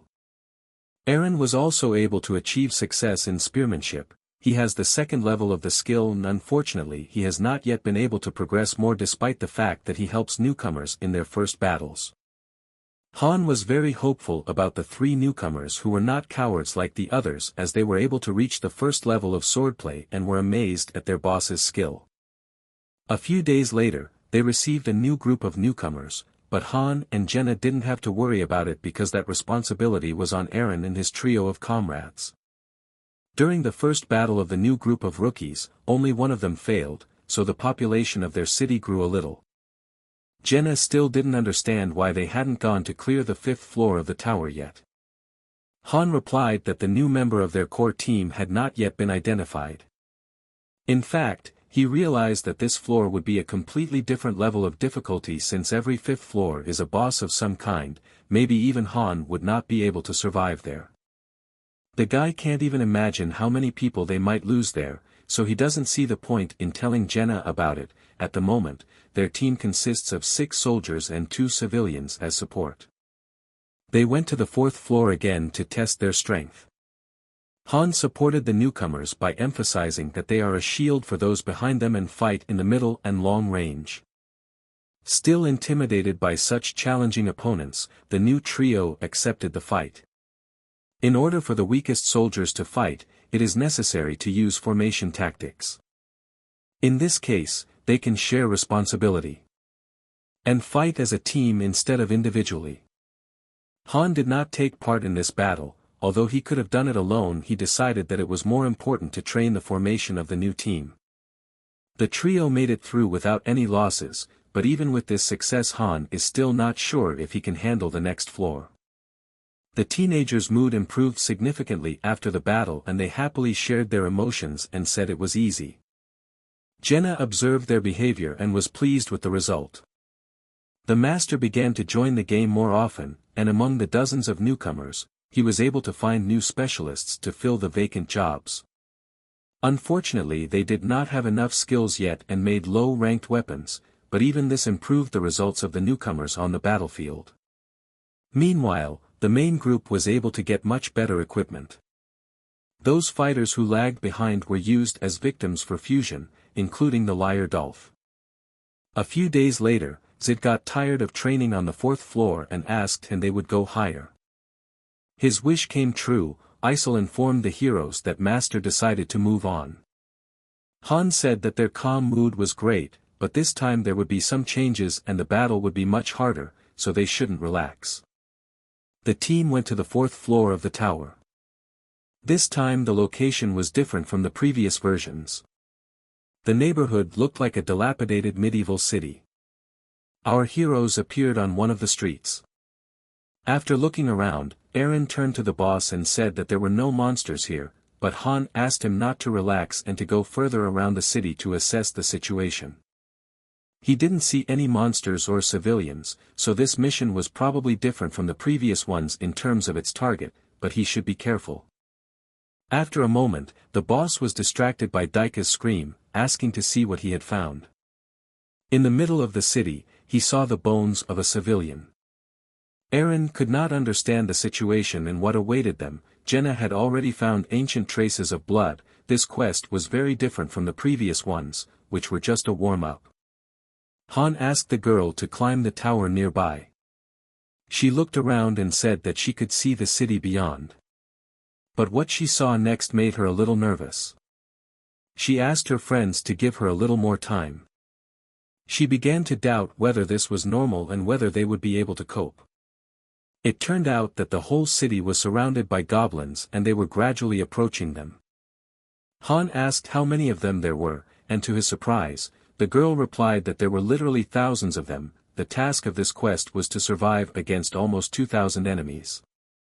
Eren anxiously asked her again if she was sure, and Han asked her to come down from the tower. The team was a little scared and asked what awaited them. The calm boss explained the difference between the task of this floor and the others. Now they needed to survive for a certain time. They began to explore the area and found that they could not enter the buildings nearby. Han told the team that they had 10 minutes to survive. While the team was relieved that it was easy, their captain realized that they were not very lucky, as since the real countdown was 30 minutes. Survival on the lower floors has only a 9% chance of success, while on the upper floors this task is routine. On the lower floors it is called the meat grinder of heroes. The team ran away from the main road and stopped in one of the alleys. Unfortunately they don't have time to look for something better. 5 fighters will try to take the fight in this place. The alley is narrow enough to destroy the enemies one by one, which gives the team a chance. Han began to divide the team's responsibilities. Experienced fighters Han and Eren will take a separate alley while Hansen and Daika will fight together for the last one. Jenna will take a position in the center of the formation. She will take care of the arrows and shoot only on the commander's command. The team decided to build barricades to make the defense easier. It was their only chance to survive. While building the barricades, Han was thinking restlessly that time in the game goes much slower than in real life, so these 30 minutes will last much longer for them, and the timer will start only when the enemies approach them. During the preparations, Han noticed the first enemy in the alley. The goblin immediately turned his attention to his prey and the timer started. Entering the battle, the guy realized that everything would be much more difficult than planned since their barricades were still not completed. He easily defeated the first enemy. But this sent a signal to the other enemies. As the team was preparing to take on the battle, Han decided to get out of the difficult situation in the best way possible and asked the team to make barricades out of the bodies of the destroyed enemies. The enemies continued their attack, but they were unable to break through the existing barricades and experienced fighters. Through a rather narrow corridor, Han encountered a huge number of goblins. Jenna offered to replace him when he was exhausted. The guy continued to fight in a cyclic pattern, first defense and then offense. He informed the team that the enemies were acting without any tactics. The enemies were already coming from the other team members' sides. Eren asked anxiously if they really only had 10 minutes to last. Having no other choice, Han confidently replied that he had never lied to them. Despite the team's rather long and hard fight, there were more and more enemies, and only 3 minutes had passed in real time. In the deserted city, the hard battle continued. Han continued to destroy enemies. And he even managed to give orders to replace the street defenders. Hansen replied that he could still fight, but the captain was not satisfied with his answer and told him to switch with Zid immediately. Despite his hard training before the fight, Han realized that he still lacked stamina. Besides, his team was still inexperienced and weak and couldn't continue the fight for long. They made too many unnecessary movements without realizing the elementary truth. One punch was enough to defeat a goblin, but the problem was their number. The enemies were not running out and had no fear of the heroes. Meanwhile, the team continued to switch places. Han asked Jenna to support the newcomers by firing at the enemy and picking up all the spent arrows. Jenna started the battle, in addition to supporting the newcomers. She must also control the enemies coming through the broken walls. Aaron, realizing that the battle does not stop for a long time, asked the boss if it really lasts 10 minutes. And the guy replied that only 5 minutes had passed. Jenna continued to fight the endless crowd of enemies. A moment later, the whole team was distracted by Zid's scream. He was wounded and started bleeding. Han asked the guys to switch, but Zid couldn't calm down. The boss tried to explain that he would be healed after the fight. Zid continued to panic and lowered his stats out of fear. The team had no time to relax. So Han decided to help his friend by kicking him in the face. He shouted at him to pull himself together or the whole team would die, but Zid only said he was sorry. Jenna began to bandage the wound of her wounded comrade, while another fighter replaced him. Han felt that the enemy was attacking him in the back. And with great hatred he struck him with a fatal blow. And threw the enemy towards the barricades. The goblins kept coming. Hansen could no longer continue and asked Zid to replace him. His wounded comrade agreed to continue fighting in his place. Their swords already had numerous nicks due to the length of this battle. Han realized that their swords were not designed for such a battle and said that they could still continue to fight with the sword. Or use a shield instead. The captain asked Jenna to take over for Aaron, but the boy started to refuse. Then she asked him not to resist the captain's orders. Han asked the team to hold on for 3 more minutes, but in reality he couldn't understand how 30 minutes could last that long. He decided to change Jenna. Aaron was able to rest enough. And then he changed Hansen and Zid. Exhausted, he asked the girl to shoot Hansen, and she asked him if he had said it right. Unfortunately, there were already quite few arrows. Having no other plan, he said that they should shoot everything around them as they would die anyway if this part was captured. The girl began to follow the captain's orders. And began to destroy the goblins. At one point, exhausted, Zid asked Hansen to take over. But while relaxing, he missed a goblin's punch in the stomach. The guy instantly grimaced in pain and started coughing up blood.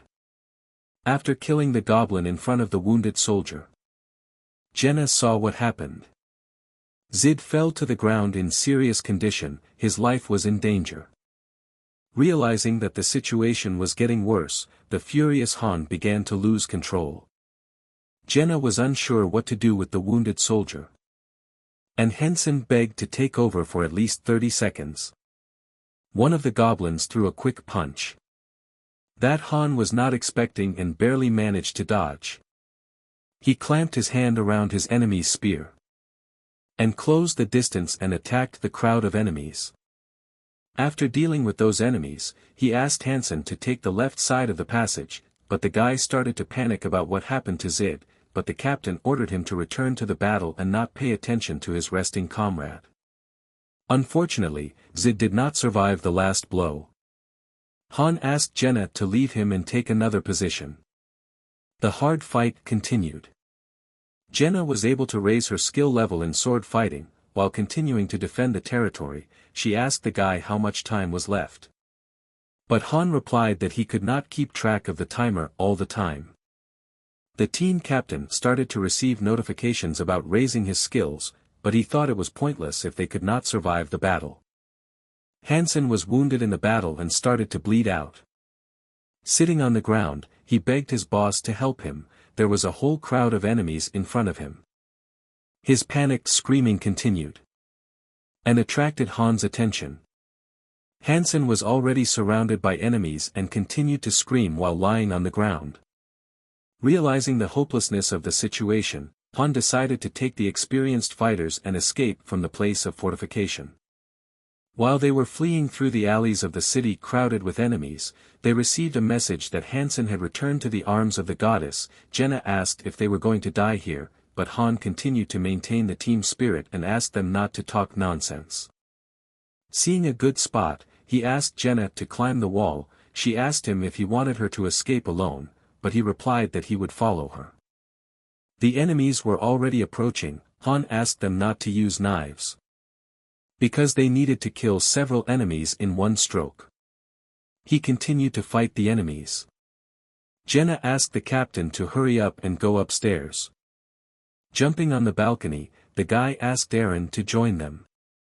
The girl gave her hand to the boy, but he didn't make it in time and the goblin cut his leg. Having no other choice, Han ordered the girl not to let go of her friend and dove into battle. Eren's leg was nailed to the wall by the goblin's knife, so the captain decided to get rid of it. The boy started screaming in pain and bleeding. His condition was critical. The battle continued and the enemies did not become less. They climbed up to the heroes, climbing on top of each other. Han asked Jenna to use the spear to defend herself against all those who came close. This place was their last hope. Jenna let go of the spear. The guy told her to fight back with her feet. There was no end to the enemies. Han shouted that they should hold out for another 30 seconds, he felt that an hour had already passed. This time he was not lying and asked to hold out a little longer. The battle was not getting any easier. The enemies were closing in on Han and he couldn't keep up with them. When suddenly one of the goblins stabbed him in the stomach with a dagger. And looking at his enemy, the guy was extremely angry. His hands began to shake, but he continued to fight. He didn't have much longer to fight. The goblin that stabbed the sword suddenly pulled it out of the guy's body. Han screamed in pain and began to bleed out, while the goblins also wounded Jenna. Surrounded by enemies, the guy thought it was the end. He realized that he was only losing on the 5th floor. He was overwhelmed by a stream of senseless thoughts. He felt like he was dying and then, filled with hatred, he screamed and began to continue killing his enemies. He could not give up at just the 5th floor. Filled with anger and misunderstanding, the guy's left eye changed. As he struck at the crowd of enemies, he thought that he could not die in such a place. A mark began to grow on his face, and he received a notification that he had acquired the berserker skill. It was hard for him to breathe from such a hard fight. His whole body was in excruciating pain. But he kept shouting at his enemies, ready to fight to the end. He had no choice but to win. His movements became much better and faster. But at one point his sword broke. The crowd continued to attack, but the guy was ready to give up even if he lost all his strength. He ducked into the crowd of enemies, holding only his broken sword. When the time of the battle expired and the enemies began to disappear, the shadow of the hand of one of the goblins that had just managed to cut his skin with its claws remained in front of his face. Around the frightened Jenna, who was holding daggers, the enemies also disappeared. Exhausted Eren was laying on the ground a moment before he died at the hands of a goblin. The team was able to clear floor 5 and return to the square. Now their master had access to the daily dungeons. The team threw their battle-weary weapons on the ground. They could not believe their eyes that they had done it. None of them had anything to say. Eren never regained consciousness. While after a silent fright, the girl just started laughing through her tears, and they made it. Jenna asked the boy to help her up because she had no strength left. She asked again if they had survived, and Han said yes. He said that returning to the waiting room meant that they were able to make it through the floor. Jenna asked if every next floor would be like that, but the guy said that this was a special case. If they failed, they would all die. Unfortunately Han-san and Zid were not strong enough to avoid such difficulties. He said that they were just unlucky with this task. The 3 surviving soldiers returned home and were greeted by Daika with congratulations on their success. He said that Chol had already prepared dinner, and then asked if Hansen and Zid had returned yet, and Han replied in a calm tone that they had not made it. Daika was completely confused by his words. Meanwhile, Isol began to call up new recruits for a new task from Master. Now the number 1 team consists of 3 people again. Without taking off his armor, Han just went to bed, not particularly worried about the dead. With the experience of the last battles, he is already used to death. Suddenly he remembers that he has a new berserker skill, but he thinks it's a bug because composure and berserker are not compatible. Composure helps you to keep your cool and not panic, while berserker gives you strength in exchange for sanity. Most likely he got both skills because he is half master and half hero. He hasn't figured it out yet, but he's not going to think about it anymore today. The next day he has a lot of new things to do, so today he decided to just rest. The next morning, Han went to the training ground as usual. And to his surprise, Jenna was already there. He asked her why she was there before him, and she replied that she just didn't want to die. In the last fight she learned a new skill. Han thinks she is talented and hardworking. Unlike her, Eren was unable to acquire a new skill, but he is working hard on it. Han's characteristic increase is limited to 5 units, which is usually typical for heroes with a rank of 3 stars. But he is already at the possible maximum of a hero with a rank of 1 star and will be raised to 2 stars in the near future. Suddenly, Jenna distracted him from his workout and thoughts with her unexpected touch and admiring gaze. The guy rather shyly stopped the exercise and put on his outerwear. He hurt his arms and the offended girl said that he didn't even have time to exhaust himself in this position. Han was more and more surprised at her. She forgot yesterday's events quite easily and continued to work on herself, while Eren never left his room. Most likely he was still in a bad mood because of the death of his close friends. Usually, Eren and Daika would go to practice before everyone else and do their best, but now the situation was completely different. Han realized that they were not as hypocritical as the other newcomers. Desperately swinging their swords on the training ground as soon as Master came online. The captain said that Zid and Hansel had good potential and could become good fighters. Unlike the rookies who were left intact, Jenna decided to support him morally and suggested that they focus on training. Their conversation was interrupted by a guy who apologized for being late. Eren came back to the court feeling guilty and apologizing for not being strong enough to protect his friends in the last battle. However, Han put an end to the dialogue by saying that they were not strong enough for that. In the meantime, his first month in the game reality has passed, which translates to about 10 days in the real world. He observed the dynamics of visiting the master whatever game, so he can say with confidence that he does it 3 times a day. Luckily for them, during the battle, time runs the same in both worlds and that's why they managed to survive on the 5th floor of the tower. Isol as a member of the Loki fan club kept praising Han in front of all the other fighters, saying that only he could have beaten the 5th floor with such a trash team. Jenna didn't understand why she praised her friend so much every time and asked him. He had nothing to say and just said it was a trade secret. She continued to morally humiliate the newcomers for working less than necessary. Not satisfied with this concert, Han asked to leave them alone. Subsequently, a new team was formed, consisting of 1-star players, experienced Jenna and Han, and 3 newcomers. Isol said that these 5 would immediately go into the spacetime rift. Jenna didn't even know who these people were or if she had ever seen them. The new team members were quite frightened, but Han reassured the girl that this time everything would be much easier than in the past. This time, their task was to collect as many resources as possible at a specific location. Han was expecting a similar event. One of the newcomers asked if he would fight with them. His name was Owen and he believed that the 3 of them would hardly be of any use with such a strong fighter as Han on the team. Going on the mission, the captain reassured the team that they would not have to fight this time. The team appeared at the unfamiliar Kenout Forest location. They will return home after collecting enough materials. Jenna looked around cautiously and asked where the enemies could be. She thought it was a quest similar to the one on the 5th floor. But her serious speculations were interrupted by Han pulling her cheek, saying that it is funny and relaxing. Of course she disagreed with him.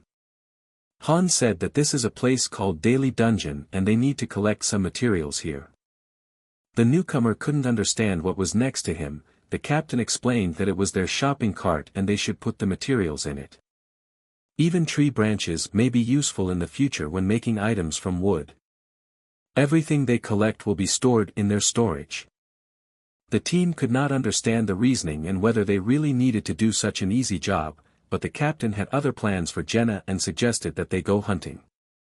She answered unhappily that she wanted to finally rest, but the thought of hunting a wild boar or deer for dinner was exciting. In the middle of the forest they saw an animal that looked like a deer. And the girl could not help but want to get the long-awaited and coveted meat. For an experienced shooter like Jenna, this was not a problem, so she hit the target the first time. Han asked if she knew how to strip prey. The girl replied that it was nothing since she had always watched her father do it. She described the process with great enthusiasm as if it were her life's favorite thing, and the guy couldn't say a word about her skills. Han said that he was counting on her and asked Jenna not to miss any of the material she had harvested and to take it to the basket, as well as to hunt more meat for the future. Meanwhile, the guy went in search of new prey. He realized that there were about 30 minutes left and they would soon be returned to the base. Han finally found the prey he needed. It is a rare monster queen of the forest that appears in the forests of daily challenges. From this monster, you can get a rare attribute stone of low rank. The boy rushed to attack and managed to deal with the deer in just one blow. While another monster began to approach him. But it didn't pose any difficulties for him either. When he approached the main target, he asked her how she was feeling after he had defeated her comrades in front of her. The forest queen was very angry. But the confident hero ignored her and called her over. Meanwhile, his teammates began to panic. They saw a monster in the forest. Owen began to doubt his teammates' words. Because Han actually came out of the bushes holding the head of a rare queen of the forest on his shoulders. He threw the animal to the ground, which surprised the girl, who did not know that a deer could reach such a size. Jenna said that she had managed to hunt 2 deer and a wild boar, so the whole team will be able to eat well in the near future. The girl did not understand why Han brought the head, as it is not the most delicious part of the animal, but the guy said that its value is in the horn, which he cannot cut off. The girl, having experience of living in the forest, easily identified that it was a female. After which she gained the skill of a forest hunter. Having received the valuable D-rank material, the guy noticed that the girl's skill upgrade was still going smoothly. After getting the materials, the team went to their cafeteria. They were very pleased with the new menu and wondered how long it had been since they had eaten meat. Jenna said that everyone was very happy and managed to eat a whole deer during this time, but Han had some plans and asked her to go with him. The two of them went to a new location for them, Sinmol Plateau. The girl asked if they could really become stronger by collecting materials, and the boy replied that they were interested in the stones of the elements. They enjoyed the beautiful view and the passing wind of the location. The boy noticed the flowers of life, which are one of the materials used to create elixirs. The temporary team of 2 fighters defeated one of the local monsters. The girl, enthusiastic about the battle, said that destroying just one enemy was not enough for her. The guy asked her to hurry up because new enemies might come to smell the victim. Holding a stone of the water element, he asked the girl to collect all possible materials from the prey and send them to the warehouse. For Jenna, this atmosphere was quite calm. And she would like it to be like this forever. She said that this world would be a paradise if not for their master. And the guy thought about her words because he was once one of them. The girl continued and said that she wished whatever would never come back. Loki wondered if his Niflheim heroes had the same opinion of him and if they were really better off without him. After that, the guy said that in this world, battles are not the main thing and she can do anything, as long as she remains useful. The guy realized that there was no need to convince her and she would decide what to do. A few days later, the team of the strongest heroes went to explore a new location on the 6th floor of the tower. Daika was still hesitant to say that he was looking forward to the opportunity to go on a mission with them. Eren noticed that this was not an ordinary quest, as exploration is also one of the rare tasks. The guy was confused by the lack of enemies and thought it was similar to the situation on the 5th floor. The captain replied that they needed to remain quiet and keep their heads down and not make any unnecessary movements. The team took his words too literally and instantly lay down on the ground. Han said that the area looked safe. They spotted the enemy, but the captain asked them not to engage, because the enemy had a signal bugle that would bring reinforcements. Jenna was surveying the area and reported that she saw a goblin settlement. There were quite a few of them there and it looked like a bait. Most likely if they went there they would be surrounded by enemies. The team decided to fight the enemies nearby and divided responsibilities among themselves. In their plan, Daika was to be the backup in case of failure. The team started their battle. And according to the plan, they destroyed the enemies without making too much noise. One of them was ready to inform the other goblins, but Han was approaching him. And he didn't let him do it. It turned out that this was the whole quest and they easily completed the floor. However, Han realized that before returning to the base, he should go exploring. He was looking for a hint for the next one. The exploration quest is randomly generated so he can't predict the next task without enough information. The guy found a fortified goblin settlement. He began to observe what was happening in such a large center of enemies. One of the goblins spotted him through a crack, but by the time the battle was over, and Han and his team returned to the base, Jenna asked him why he ran away alone, and he replied that he needed to do some exploring. There are many cases when the main clues are given in the main dungeon. Such quests begin with exploration, and a proper understanding of this stage is an important skill of a good skilled player. Han continued to think about his next steps, but he was distracted by Chloe, who said that something was wrong. It turned out that there were strange newcomers at their base. They had better weapons and a strangely scary atmosphere, and Han had been waiting for this for a long time and was pleased, because it was a summon of premium heroes. Master formed a new team called the Pulverizing Wolves Mercenaries and there is also a strong link between those 5 summons. Isol was overwhelmed with happiness because Master bought a rookie set for $50, the player got 2,500 gems and 50,000 gold. The guy was disappointed that the Master did not use these heroes on the 5th floor. Han asked Chloe not to worry about the newcomers and continue working in the kitchen. He told Eren that the team would be disbanded but nothing serious would change just because of some unusual recruits. The dark-haired mercenary stood calmly against the wall of one of the buildings. Suddenly her peace was interrupted by the greeting of an intrusive stranger. Jenna introduced herself and asked the name of her new friend. Her name was Adis Kallen, and Han joined them. Looking at the new recruit's stats, he realized that she was a 3rd-ranked hero and already had her own fighter class. Her thief type has low strength and durability but high agility, and she most often uses daggers in combat. Han asked her to talk a little about the situation she was in. Adis said that she didn't know much about this place since she came here. She already knows about the synthesis of heroes and realizes that her task is to fight. Unfortunately, trying to remember something else, her head starts to hurt. Han's thoughts were correct and the knowledge of heroes really depends on the rank. He asked if the girl was a mercenary. She replied that it was true and she was a member of one of the teams. Given her rank, she must have been a pretty reputable warrior. The girl was a little confused by this change in her life and did not know what would happen next. But her thoughts were interrupted by Isol summoning the recruits to the town square. One of the mercenaries was not very happy about it. The girl explained that they had no choice as it was the master's request. The newcomer was behaving wildly and enjoying the food stolen from the kitchen. Of course, Chloe was concerned because that amount of meat could have fed 5 soldiers at once. Jenna offered to return the food, but Han said that first they needed to go to the square and evaluate the newcomers.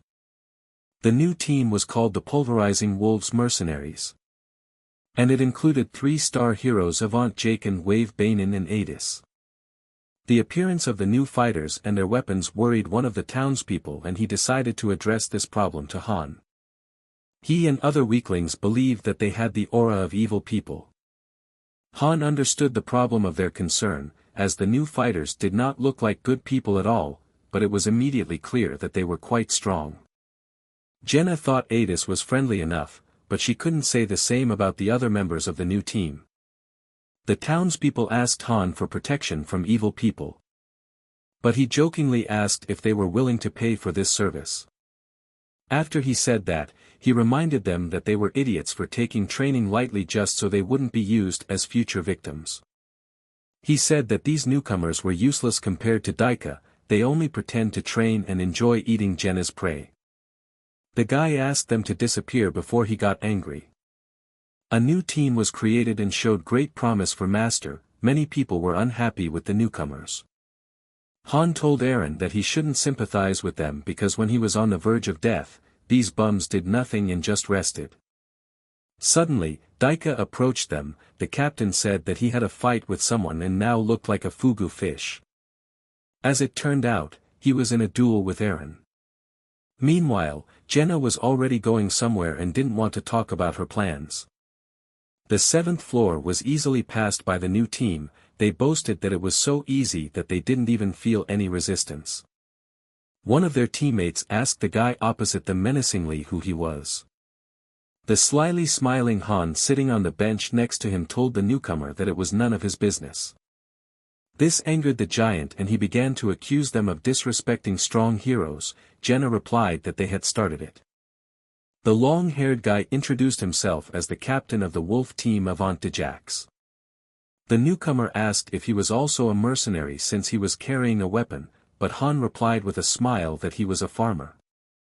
Of course, Avant was surprised by this answer. He then asked if all the locals were present at the meeting. When he found out that it was true, the guy didn't say anything else, but he was clearly up to something.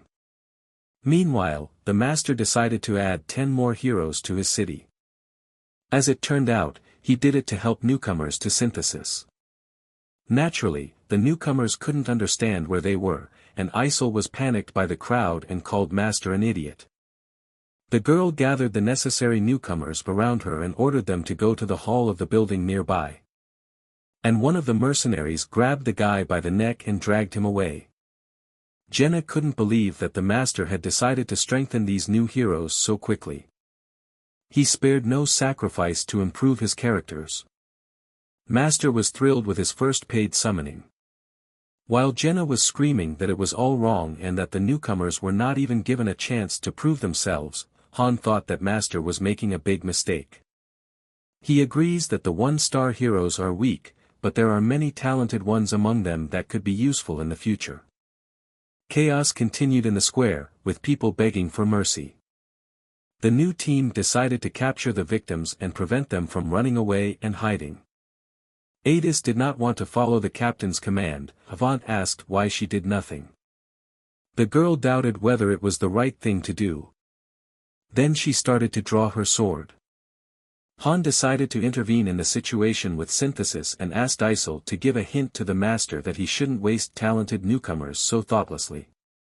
The guy had gone through a lot of trials since he got to this place and had changed his attitude towards the game characters. An angry member of the wolf team asked Han not to interfere with them.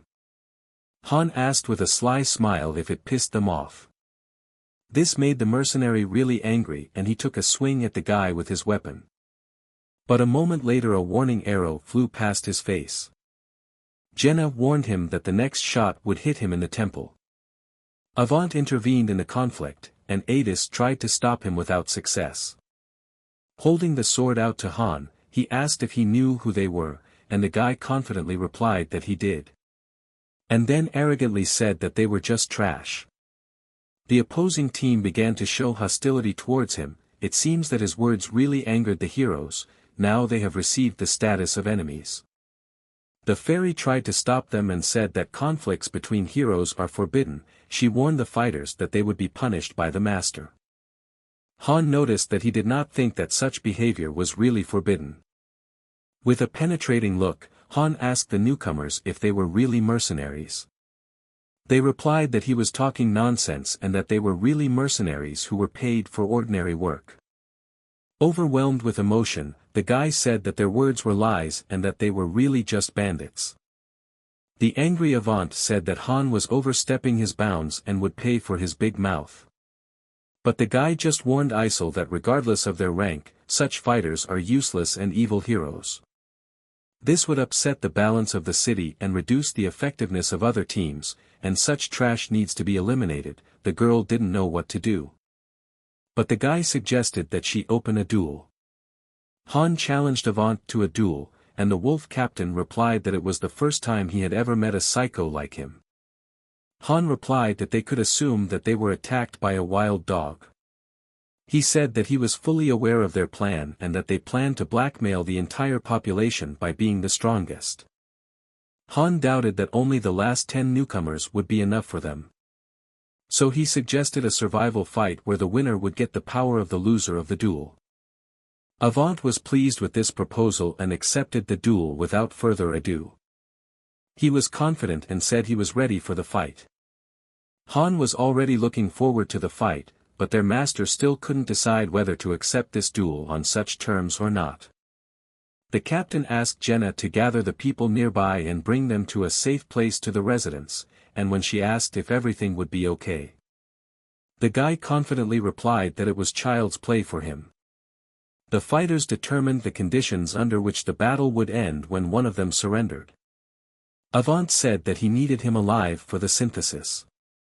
Han asked Isol to make sure that other members of the wolf team did not interfere with their fight.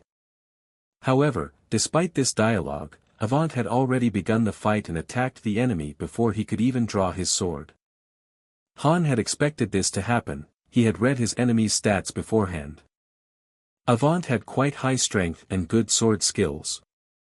But this moment was a problem for him because Han had already mastered the berserker mode. He thought that his enemy should not be so arrogant just because of the difference in starting stats. Han dodged his opponent's attack with incredible speed and got behind him. And then easily grabbed his opponent's head and slammed him to the stone floor. Avant did not expect such a turn of events. Han took out his sword and said that it should be used on those who do not know their place. He stabbed the enemy in the back and warned him that it would hurt even more if he tried to escape. After that, Han asked him to surrender.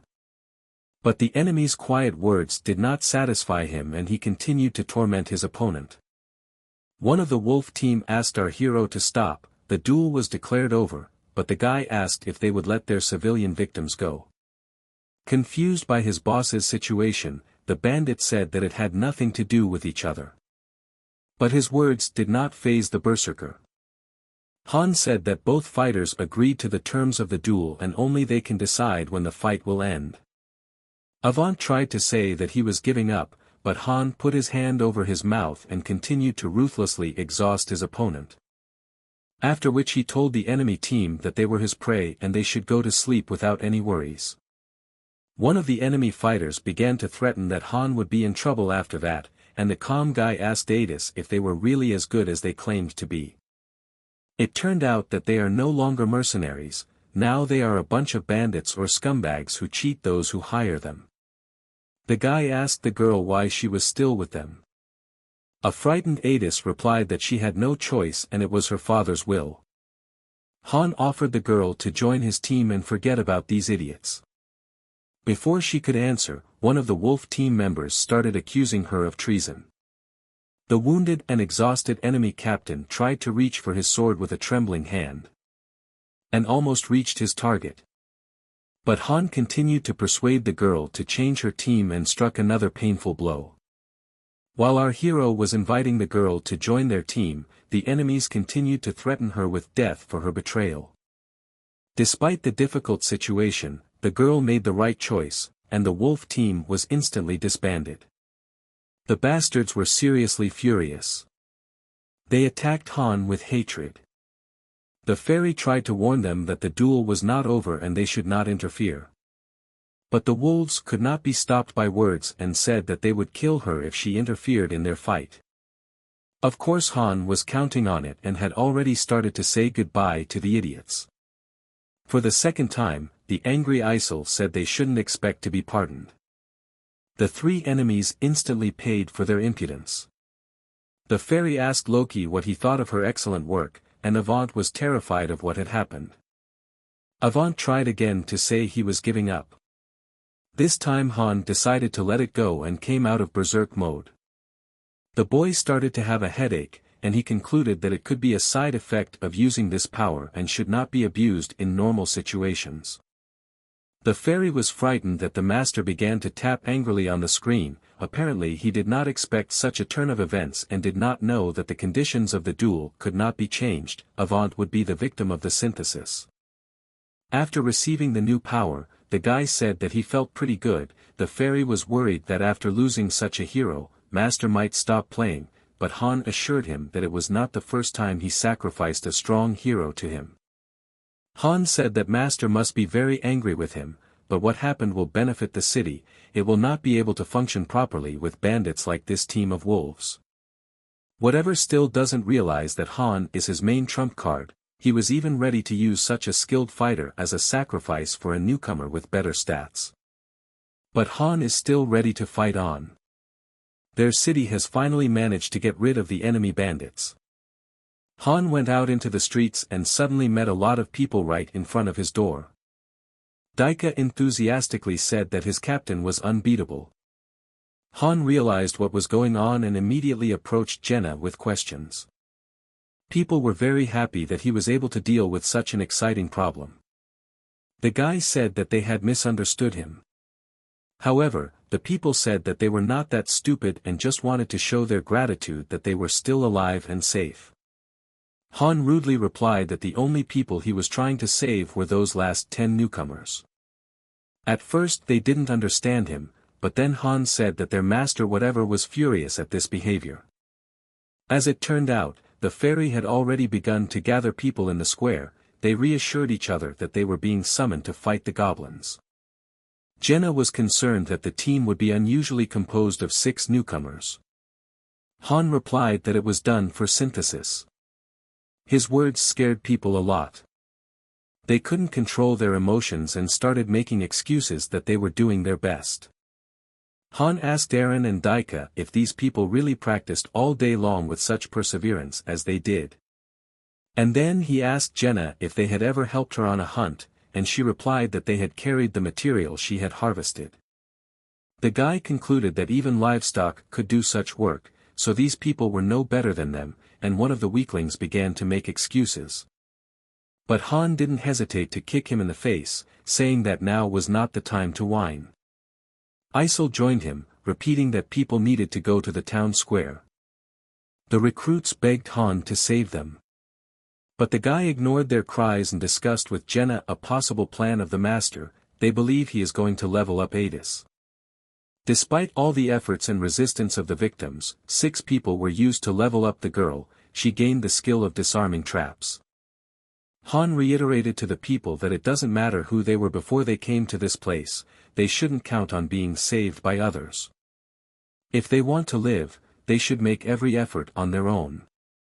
People started making excuses. One guy said he couldn't even hold a gun and his hands were shaking. Han turned to the craftsmen and asked them to teach their craft to everyone. He said that everyone can cope with even the most difficult task if they show enough perseverance, and those who behave badly will regret it. Jenna is happy to teach people the basics of hunting. Enoch has no problem teaching people how to process wood, so everyone will have a chance to survive. Jenna praised the guy for giving hopeless people a chance to survive. Han realized that today's fusion was a manifestation of Master's anger, but sooner or later useless people would have fallen victim in battle. The battle on the 10th floor was close, they should create a second team to be on par with the main team. The next morning, things started to change a little bit. Chloe met her captain with pastries and said that the new cook used to be a baker. He didn't know that they had wheat, but the woman actually used only potatoes to make flour. Han was pleased that the food was improving, it would help fight the stress after the ordeal, and he said they could get new ingredients in the daily dungeons. After breakfast, he invited Adis to join him for training. Jenna was practicing archery as usual. The guy asked her to practice close combat with daggers with Adis. The girl hesitantly replied that she was only good with a bow. Han asked her to stop whining and start training. The girl started the fight with great enthusiasm. The tension grew and she could even control the fight by herself. Adis could not understand how such a young girl could be so skillful and strong. The difficult fight continued at a brisk pace. As Jenna was able to deal with her opponent, Adis asked if they were mercenaries or members of one of the famous martial arts clans, but the girl replied that she was just the daughter of a hunter. Jenna explained that her impressive skills were the result of hard training and constant fighting. Han said that through hard training, Adis would be able to catch up with them in terms of strength, and as a 3-star hero, she has certain advantages in acquiring new skills. He said that it all depends on her and the amount of effort she puts in. The girl was motivated and promised to fight till the end.